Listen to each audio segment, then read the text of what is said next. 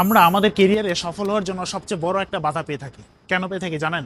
কারণ আমরা সবাই সফল হতে চাই, কিন্তু সফল হওয়ার জন্য আমাদের যে সমালোচনা আছে সেটা গ্রহণ করতে পারি না, অর্থাৎ যেটাকে বলি ফিডব্যাক। কেন পারি না?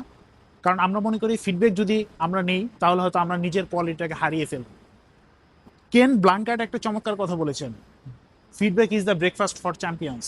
আপনি যদি চ্যাম্পিয়ন হতে যান, ব্রেকফাস্টের মতো আপনাকে ফিডব্যাকটা গ্রহণ করতে হবে। সো আমরা অনেকে মনে করি যে আসলে এই ফিডব্যাকটা গ্রহণ করলে আমাদের কেরিয়ারে ক্ষতি হবে কিনা। আসলে হবে না।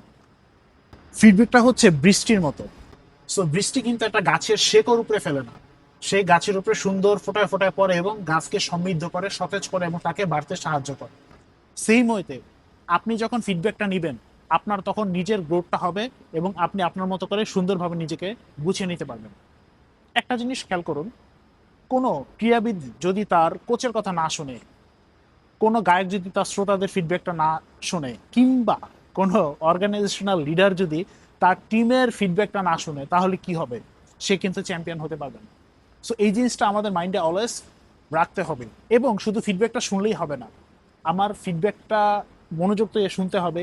আমার এই ফিডব্যাকটা প্রপার ওয়েতে যাতে আমি বুঝতে পারি সেটা বুঝতে হবে, এবং ফাইনালি যে ফিডব্যাকটা আমি গ্রহণ করলাম সেটা যাতে আমি অ্যাপ্লাই করতে পারি, অ্যাকশন রোলে যেতে পারি, সেই জিনিসটা আমার মাথায় রাখতে হবে।